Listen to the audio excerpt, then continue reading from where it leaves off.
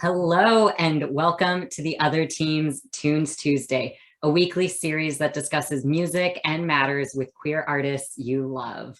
I'm your host, Maud Mosley. My pronouns are they, them, and joining me this week is LA-based power pop band Cowboy Boy. It is so exciting to have you here. Would you like to introduce yourself? Yeah, it's so wonderful to be here. My name is Olivia.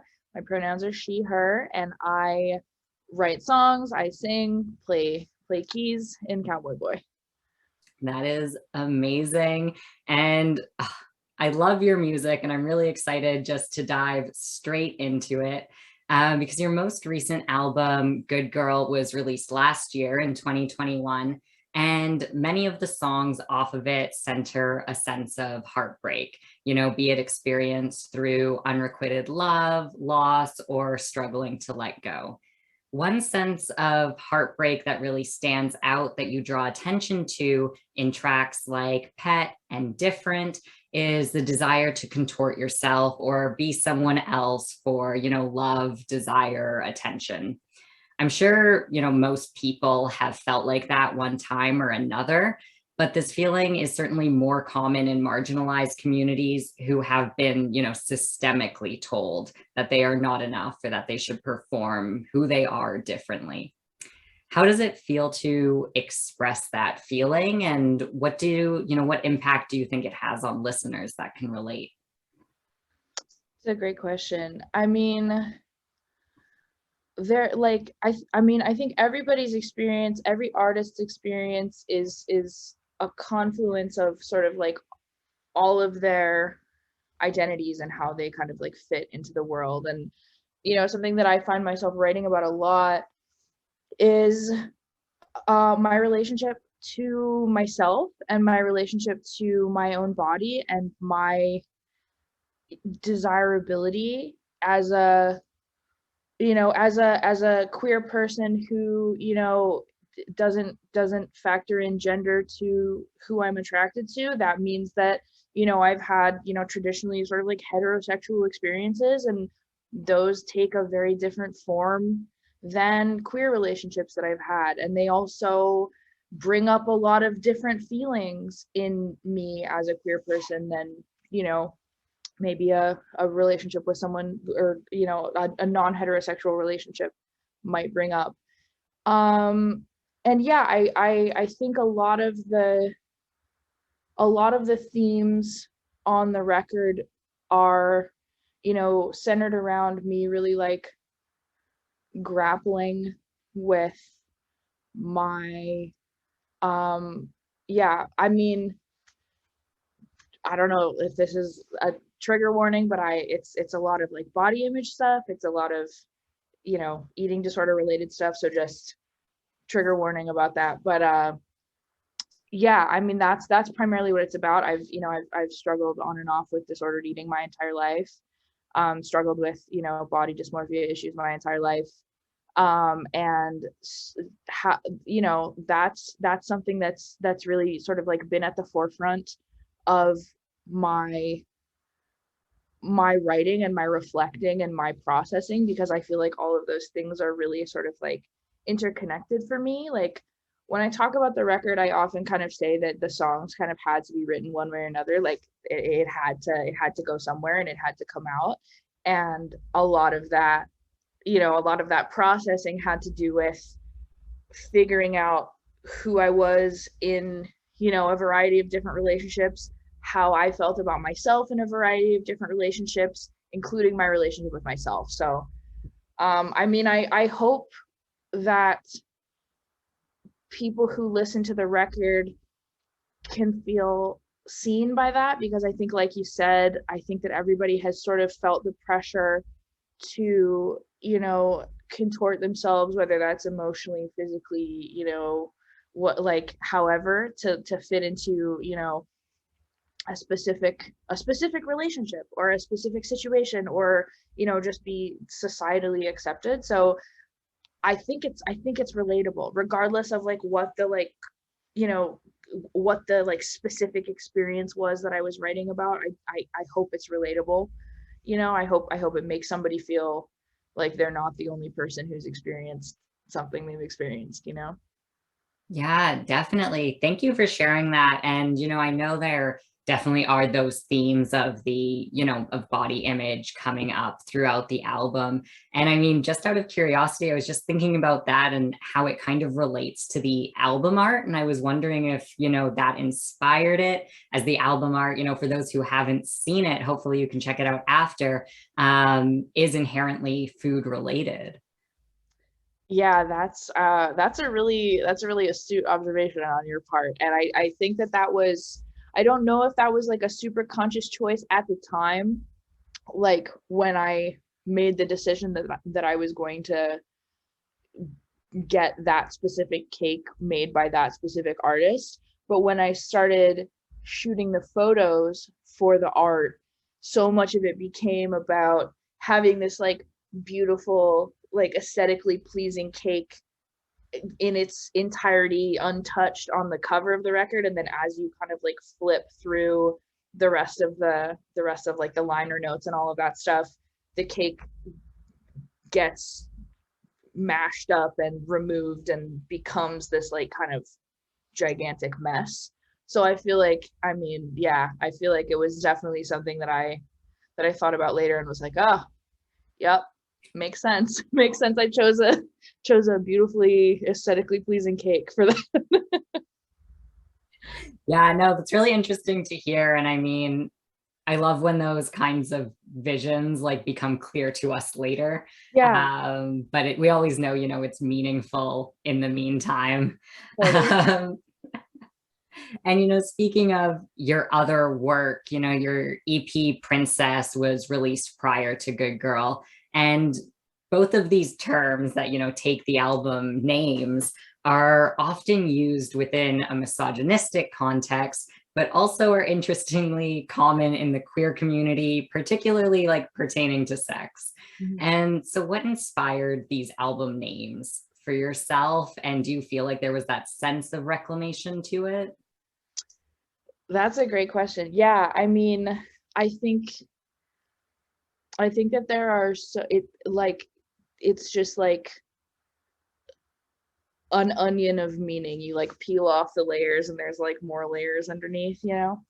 And yeah, I mean, I think what I specifically with Good Girl, I mean, yeah, there's definitely a sense of reclamation there, and there is definitely it does kind of like feel just like automatically like a double entendre, right? Like it does feel kind of like inherently kind of like crass and misogynistic, but it's also kind of like, yeah, kind of like queer and sexy, right?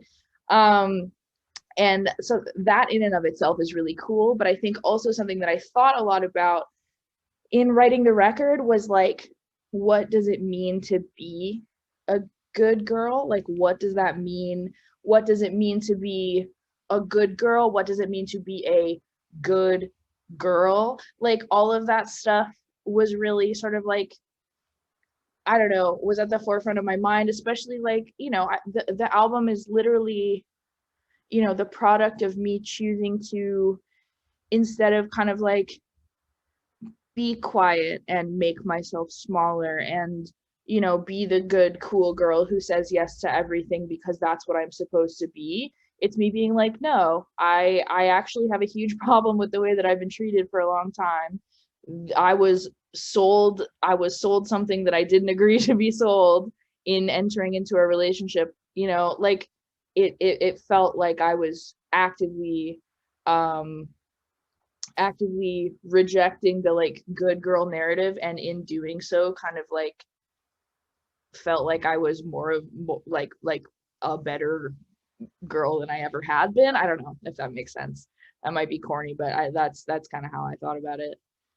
Yeah, I definitely see, where you're coming from. And my brain's just like going through all the different lyrics that relates to. Definitely, if you're checking out, their discography after this, I feel like you're going to be doing the same thing as me, seeing all of those excellent points come through and just how much they relate to, everything going on. And, talking about those changes in yourself as you just were and making it through, situations that you don't want to go through again. to celebrate the new year, you shared on social media that past you, particularly teenage you, would be incredibly excited about where you are now. So in the realm of your music or outside of, what do you think teenage you would be most proud of? Oh man. I think that I spent a lot of time as a young person um feeling very feeling very outside, I guess. I was one of very few queer folks um in my sort of like growing up school life. I was one of the only like out queer people that I knew. And that automatically kind of put me, I think, outside, both sort of like in my day-to-day life, but also kind of like in my mind too. Like I was like, oh, I don't really know how to like navigate the world with like, and it obviously too, it's, I might be dating myself by saying this, but it was like very much like pre-social media, like pre-internet, not pre-internet, but you know what I mean? Like there was nowhere for me to really look for representation outside of like the people in my immediate circle, and those people in my immediate circle uh couldn't relate to me in this particular way. So, I spent a lot of time um in my room listening to bands who were really sort of like unapologetic about their identity and willing to kind of like push boundaries and like really sort of um that was kind of the first experience that I had of feeling like being queer was like an okay thing to be, I guess. Um and I spent a lot of time being like, I want to be in a band. This is what I want to do. I want to make other people feel the way that these bands and these artists made me feel as like a little baby queer person who felt super alone. And I think that that little teen version of me looking at what I'm doing now would be like, first of all, that's really cool. Good for you. And also it's really cool to have been reached out to personally by people who are like, hey, I listened to this record in a really significant time in my life and I could really identify with this and it made me feel something about my own life. Like that's literally the only thing I've ever wanted to do in my whole entire life. That's like why I started making music. That's why I love music. That's like, something that so intensely impacted my life as a young person and still does now. So, I think that's like, to me that's the most important thing in the world, and it's like really really humbling and like amazing to have done that for even like one other person.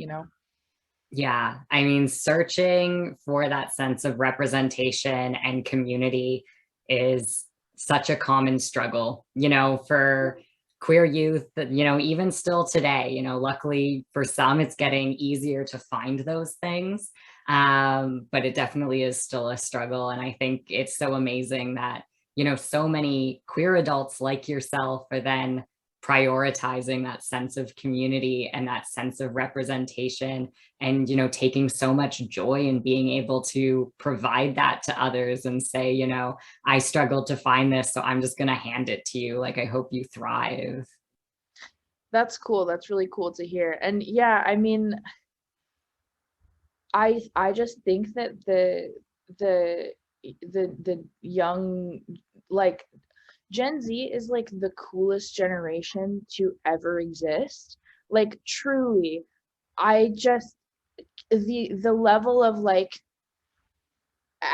action and acceptance and like being able to sort of like, be really proud of who they are. And you're so right. Like it's so hard, no matter how much representation that you have, no matter how being queer is difficult, especially as a young person, like figuring yourself out. It's so hard, and it's so hard to find that community. But I just like, every time I am scrolling through TikTok and I see, you know, a bunch of kids like walk out of their middle school in protest of the, you know, Florida's Don't Say Gay bill, for example, like it like brings me to tears. I am just so, I feel like the future of the LGBTQIA community is like in such good hands with Gen Z. I think it's amazing.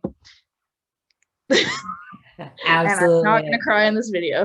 I'm gonna drink my Oh my Dr. gosh, Pepper I instead. understand though. I tear up over that stuff all the time. And like, yeah, I always think like the kids are all right has almost never been truer. Like, absolutely power to you, Gen Z. And I think that is such a beautiful note to end on. So thank you so much for joining me for this week's Tunes Tuesday. If you would like to check out any of the songs, music that we've talked about today, if you'd like to, you know, follow up on social media to make sure you don't miss anything in the future, please check out the links below, and Cowboy Boy will be playing us out. Sometimes I like to imagine what it would feel like